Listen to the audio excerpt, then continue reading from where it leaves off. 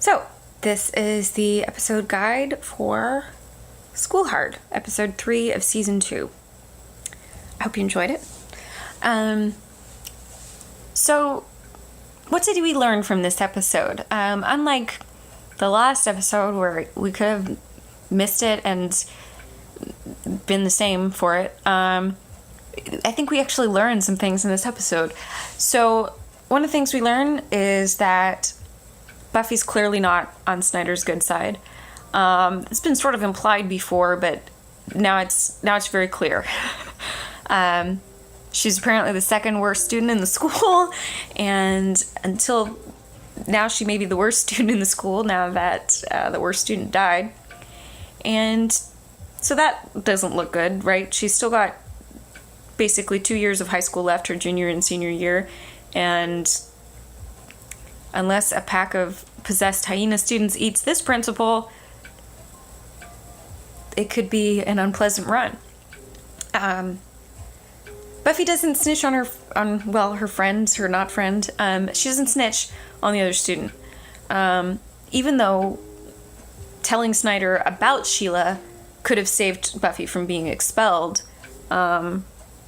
she doesn't tell on this girl for not showing up to her responsibilities, which I think is interesting. You know, I think Buffy wants people to take care of themselves in a sense, and she didn't need to get involved in that, really. Sheila can fend for herself there.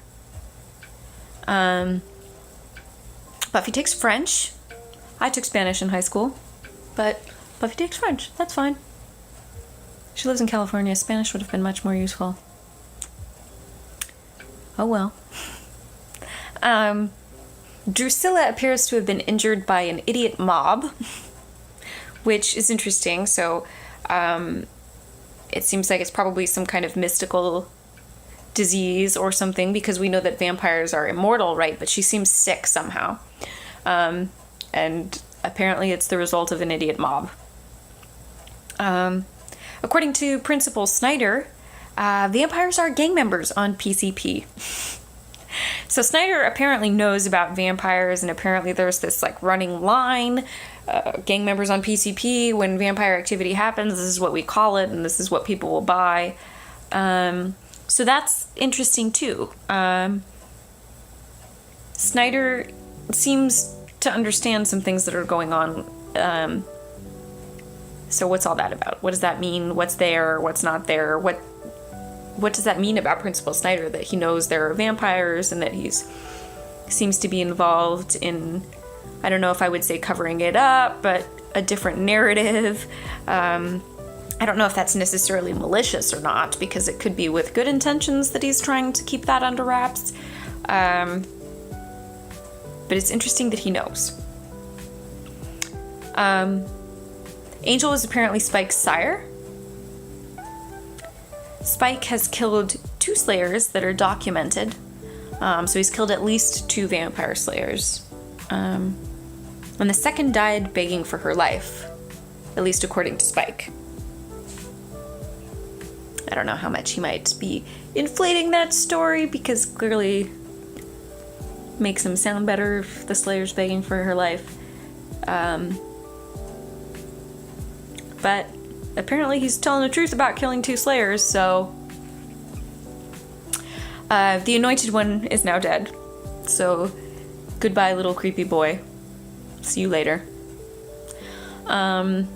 Spike, previously known as William the Bloody, is called so because he would torture his victims with railroad spikes.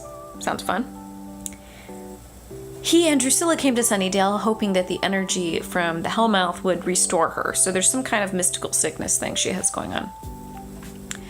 Buffy's mother's first name is Joyce. I guess we didn't know that before. I think this is the first time that in an episode that we've actually heard her name used. So I'm sorry if I spoiled that for you. I'm pretty sure I referred to her as Joyce in previous commentaries, but I don't think that's gonna change your world. Buffy's mom is named Joyce.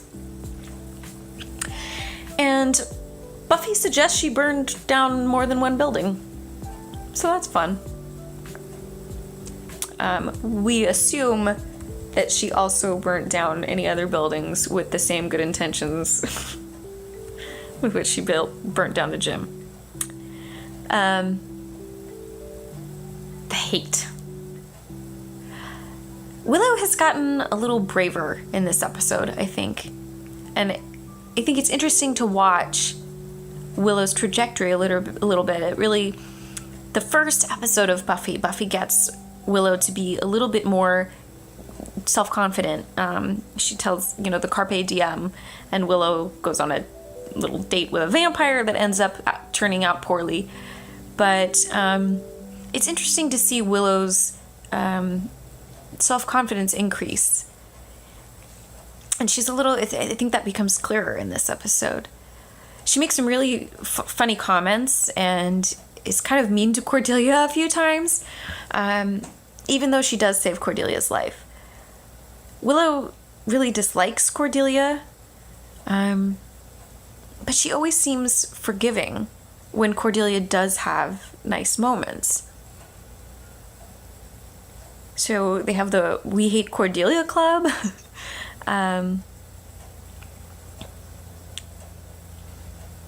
She and Xander have always kind of been anti-Cordelia, but I think we've seen in the prom episode, in this episode, that while Cordelia's kind of always been mean to Willow, when she's nice to Willow, Willow's nice back. Unfortunately, Cordelia could stand to be nicer a little more often. So, while Buffy's reason for being a poor student is unique, the reality is that some of us are not as successful in traditional academic settings, and there are a variety of reasons for that. Our educational system is very Euronormative, for instance, but sometimes academic excellence is earned and sometimes it's not. And likewise, sometimes when we are doing poorly in school, it can be for good reasons or bad reasons. Sometimes we're doing poorly in school because, like Sheila, we're just not trying, skipping class. There are clearly a lot of reasons that, many reasons that Sheila is not doing well in school.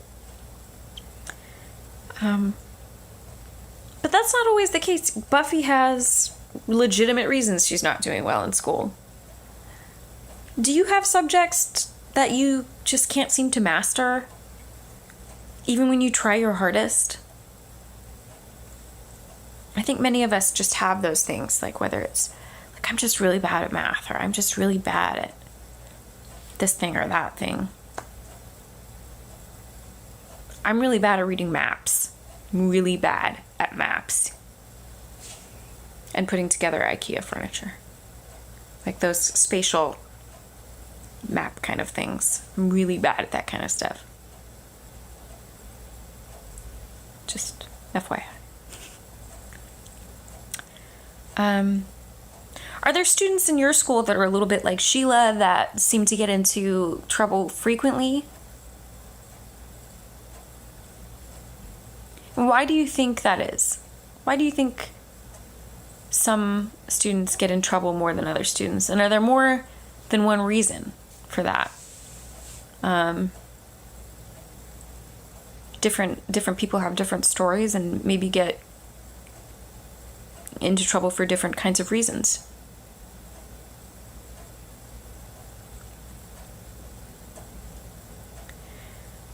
Sometimes parenting is difficult. As we kind of see in this episode, there's a disconnect and a connect between Buffy and her mom. But by the end of this episode, Buffy's mom realizes that there's more to anyone than the grades they get and how successful they are in formal settings. By the end of the episode, Joyce learns that she has a strong, successful daughter, even if she isn't a great student.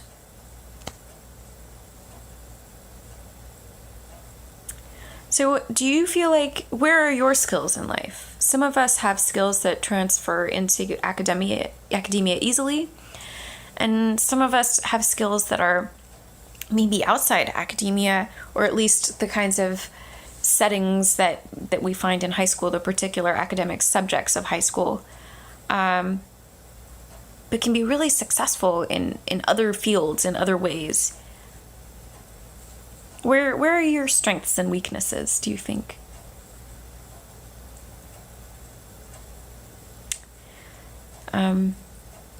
So after this episode is episode 4, Inca Mummy Girl. You can skip that episode. Delves a little bit into... It's a kind of Xander-centric episode. But I don't think there's anything that happens that you couldn't really miss and that I won't catch you up on. So watch it if you're really enjoying the series, and if you're not, skip episode 4.